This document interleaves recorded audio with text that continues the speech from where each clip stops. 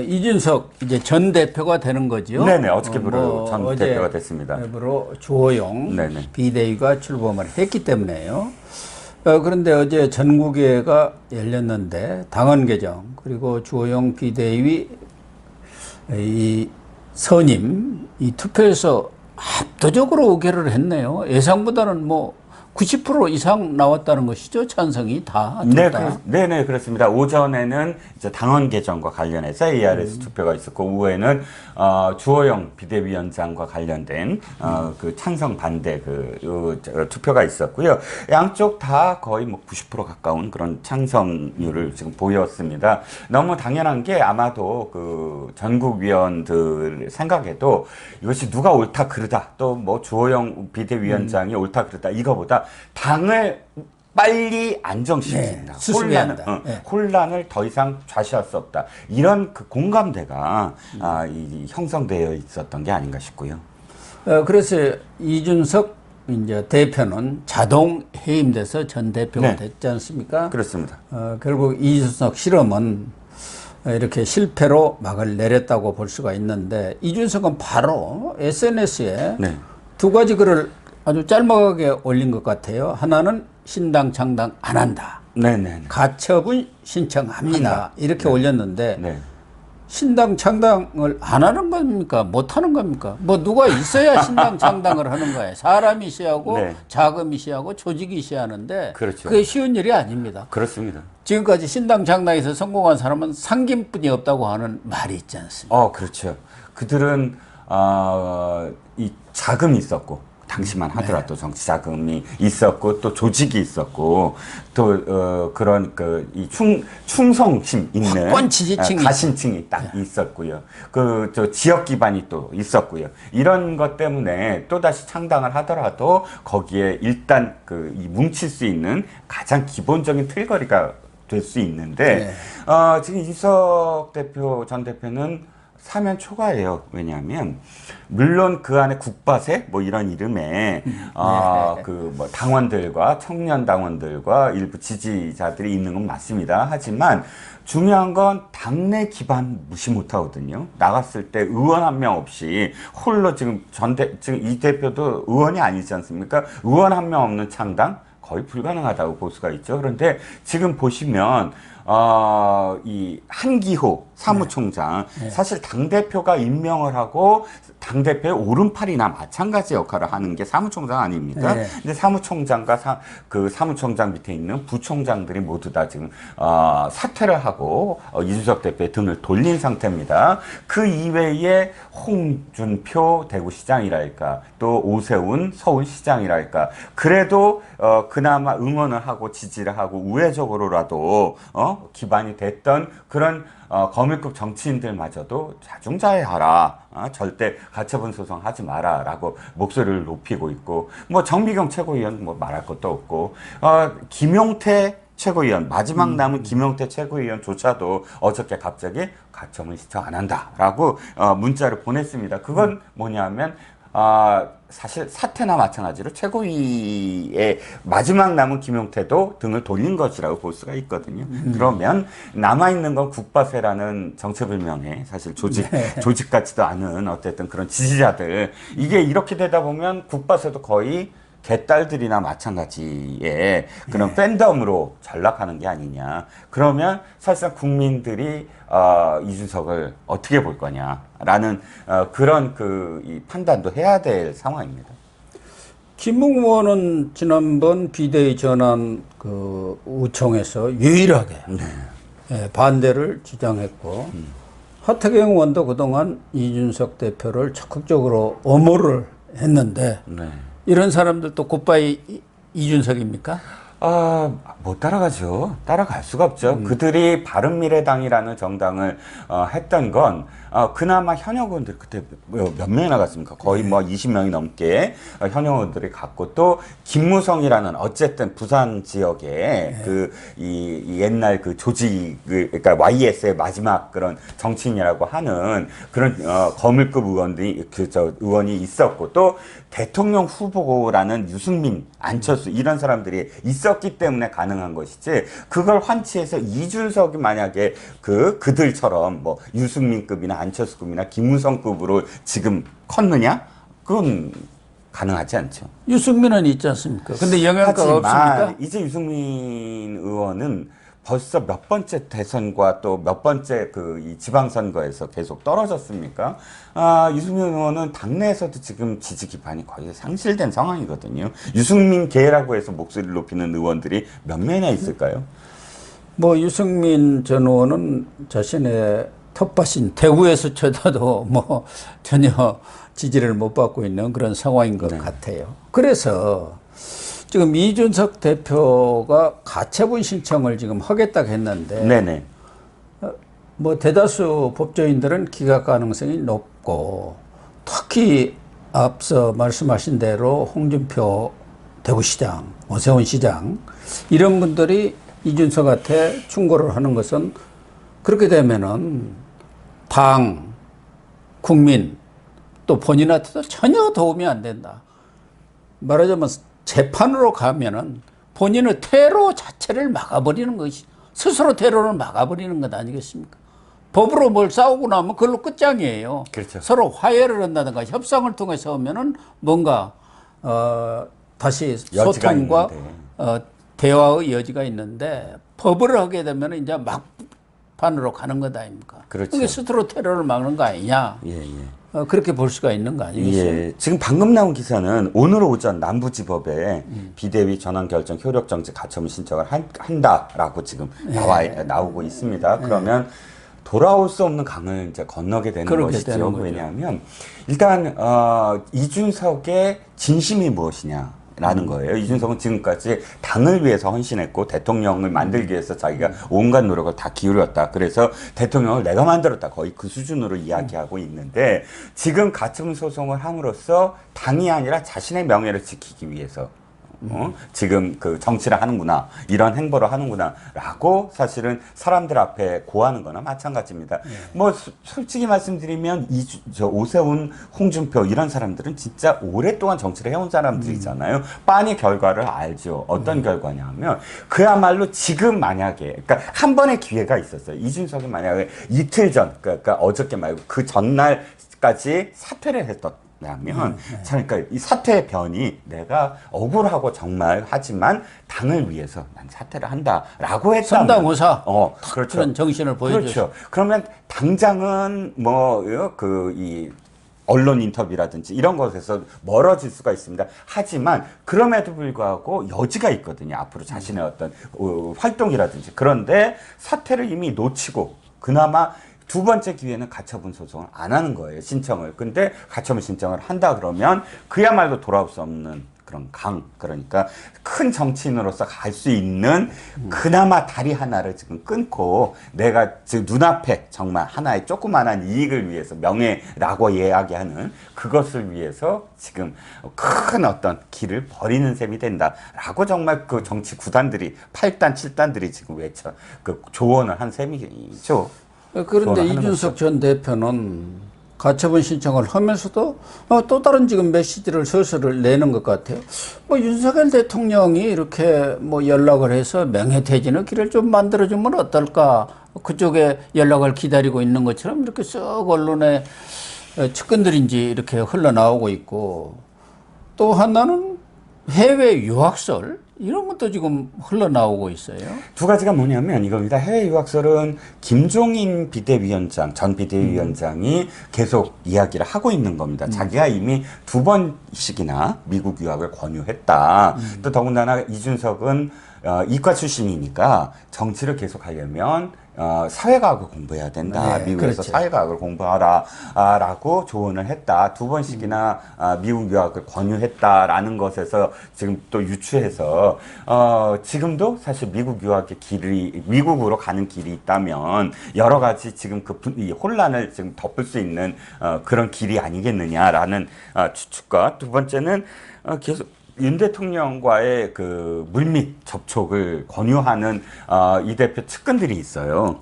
아마 그 측근들로부터 나온 지금 추측성 기사들일 것 같은데 이미 한 수일 전부터 빨리 윤 대통령이 물밑에서라도 한 번 더 끌어안아라. 그리고 미국 유학기를 터주고 이렇게 해서 사태를 그냥 수습하자라는 이건 이덕표 측에서 좀 많이 이야기가 많이 나온 그런 그러니까요. 안들이었는데 네. 그동안 분탕질은 했는데 그거 좀 덮어주고 또 자기 좀 살려주세요 뭐 이런 메시지를 내는 것 같아요. 윤석열 쪽에. 그런데 양쪽 다 지금 돌아올 수 없는 상황이거든요. 그건 이미 만시지탄입니다. 그러니까 윤리위 전에 차라리 이준석 대표가 그런 사인을 보내면서 내가 정말 사퇴하겠다 대신 뭐 여러 가지 일들을 좀 정리하고 명예 퇴진할 수 있는 길을 열어달라. 그랬으면은 차라리 그렇게 했으면 문제가 쉽게 풀릴 수 예, 있었는데요. 예. 지금은 윤리위 이후에 다시 돌아올 수 없는 상황이 돼버렸죠. 그러니까 스스로 테러를 막은 셈이 됐는데요. 문제는 지금 이준석 전 대표 입장은 뭐 가처분 신청이 급한 게 아니라 경찰 조사, 경찰 지금 수사가 벌어지고 있지 않습니까? 본인과 관련한 여러 가지 접대 문제에 대해서 접대 왕이라는 말이 지금 나돌고 있을 정도로 엄청난 접대를 받았던 것 아니겠습니까? 그래서 그 아이카이스트 전 대표죠. 김성진. 이 사람에 대해서 현재 수감 중에 있는데 경찰이 9일날 지난 6월 1일에 첫 번째 조사에서 이제 5번째 조사를 벌였습니다. 그래서 이걸로 이제 김성진 조사는 마무리된 거 아닙니까? 그리고 모든 조사는 사실상 마무리됐다고 봐요. 그러면 이제 이준석 곧 소환 조사할 거 아닙니까? 그렇죠. 이게 이제 일단 고발 사건이고, 그러면 피고발인의 어떤 그 증언을 듣고, 그 다음에 당사자, 그 사건의 어떤 당사자로서 김성진, 조사를 지금 마쳤다는 겁니다. 그러면 여죄 여부를 떠나서, 지금 피고발인을 소환할 수밖에 없는 거죠. 소환해서 이제, 이 지금까지의 어떤 증언들이나 증거들이 맞느냐라는 것을 다 듣고, 검찰 송치 여부를 결정을 하겠죠. 그러니까 뭐 여죄 여부를 떠나서 어쨌든 이준석 대표의 소환은 불가피해 보입니다.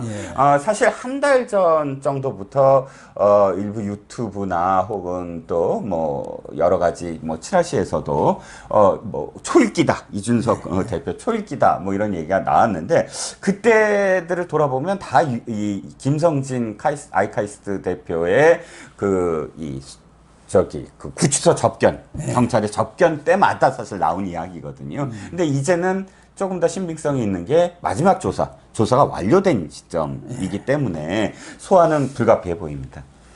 그런데 어제 조사를 전후해서 김성진의 변호를 맡고 있는 강신업 변호사가 한 2가지 아주 중요한 뉴스랄까 내용을 언론에 브리핑을 했습니다. 그렇죠? 네네, 그렇습니다.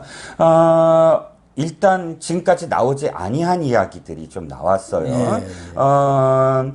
접대가 지금 뭐가 문제가 있냐면 공소시효가 가장 큰 문제거든요. 시효가 있죠. 2013년에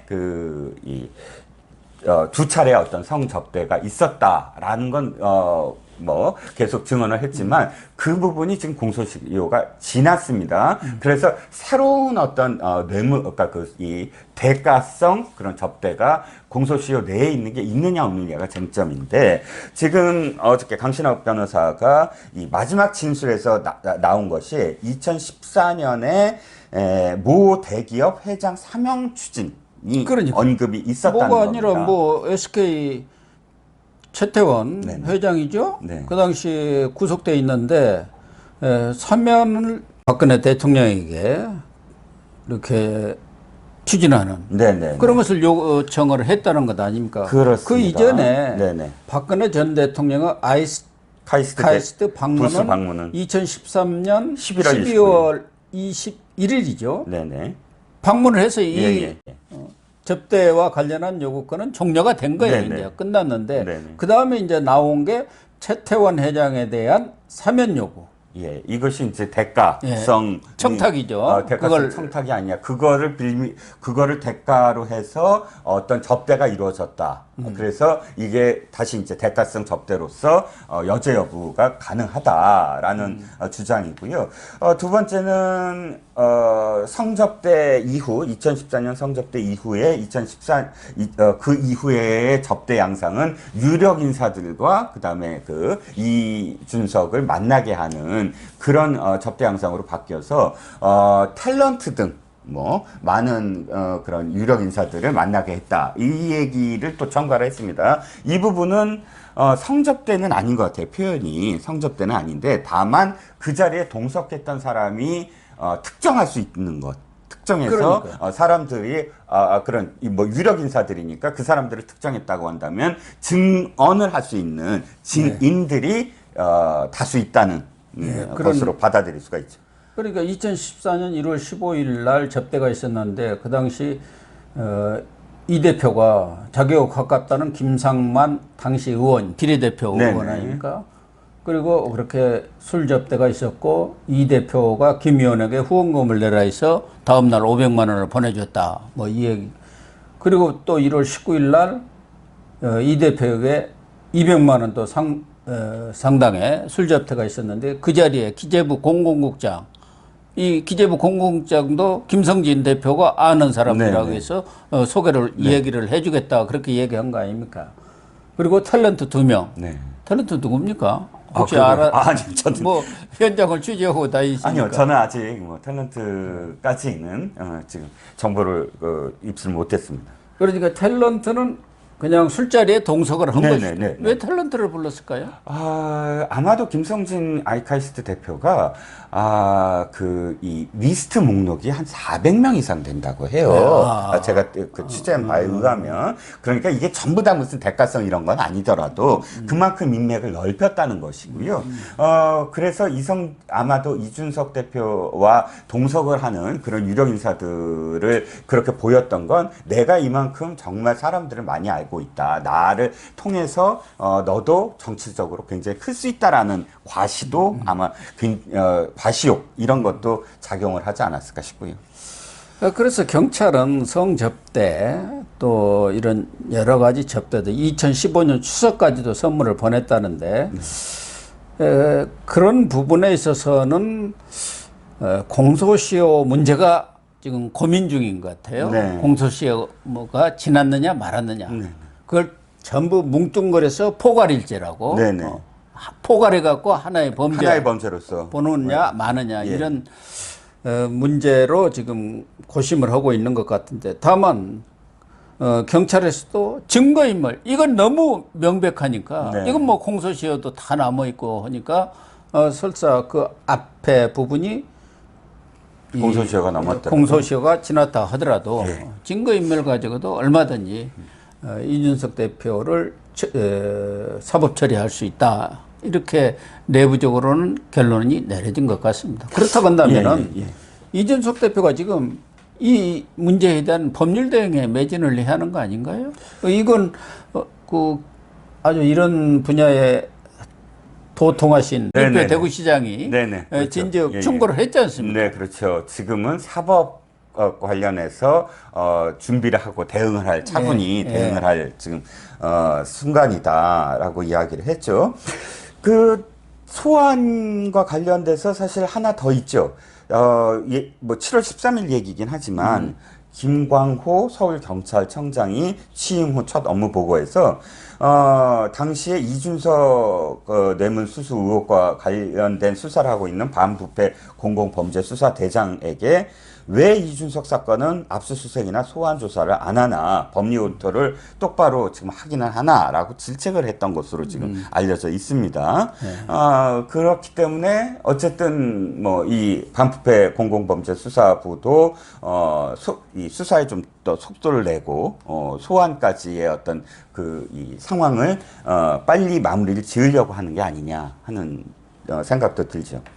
그래서 서울청에서 이준석 전 대표에 대해서 검찰에 기소 의견으로 송치를 하게 되면은 이준석이는 뭐 가처분이고 뭐고 떠나서 2024년 총선 출마도 어려워지는 거 아닙니까? 사실상? 아, 그렇죠. 일단 그래서 그렇죠. 도덕적으로도 홍준표 그렇고. 시장이 그렇게 이야기를 하는 거예요. 예, 당시 예. 정치적으로 재기하려면은 어디다 초점을 둬야 하는지 그걸 지금 얘기한 거 아닙니까? 그렇죠. 그래서 지금 가처분 신청 이런 것에 지금 매몰되어 있는 것은 스스로 자성자박 결국 아니냐. 지금까지도 이준석 대표가 이런 상황까지 이르게 된 것은 스스로 만든 거거든요. 네, 네. 뭐 그것이 좀 부적절하게 유출이 돼서 그렇지 내부 총질 열심히 한 건 맞는 거 아닙니까? 외부 말하자면 상대 과거 문재인 정권이라든가 민주당에 대한 공격보다도 전부 내부 권력 투쟁에 매몰돼 왔다가 스스로 자멸한 것 아니겠습니까? 네, 그렇죠. 사실 우리가 자주 망각하는 게 있습니다. 지난 일들을. 근데 기억하시겠지만 검찰총장 시절부터 검찰총장을 그만둔 상황, 또 경선 후보, 대선 후보 이 모든 과정에서 이준석 대표가 윤석열 대통령에게 향했던 말들은 A4 용지로 수 페이지가 될 정도예요. 네. 검찰총장 막 그만두고 사람들을 만나고 다닐 때 이렇게 얘기를 한 게 시작이었던 것 같아요. 국내힘 버스에 빨리 타면 한우인데 늦게 타면 수입쇠고기에 불과하다. 예. 뭐 아마추어 티를 아직 벗어나지 못했다. 또 김종인 비대위원장은 윤석열을 생각도 하지 않는다. 이런 식으로 이제 운을 떼기 시작해서 사실 마지막까지 거의 마지막 순간까지 숙제해오라고 그랬는데 숙제도 안 해왔다. 뭐 이런 표현까지 뭐 사실 모멸감이 들 정도의 그런 그런 막말을 쏟아냈으면서도 그걸 지금은 쓴소리를 했다. 뭐 쓴소리도 제대로 소화하지 못한다는 식으로 지금 이야기를 하고 있는데 사실은 윤 대통령이 많이 끌어안은 셈이 돼버렸죠. 예. 그리고 뭐 후보 시절에는 그렇다 하더라도 집권당 대표가 자기 당 출신 대통령한테 한심하다 이렇게 얘기하는 것은 정말 무차별 공격이라고 볼 수가 있죠. 이것은 누가 보더라도 과한 그런 정치적 언행을 한 것이기 때문에 지금의 이런 상황 자체를 스스로 만들었다. 자성자박했다 할 수밖에 없을 것 같습니다. 대통령에 대한 공격이 시작되면서부터 사실은 가장 가까웠다는 사람들이 등 돌리기 시작을 한 거죠. 그렇습니다. 예.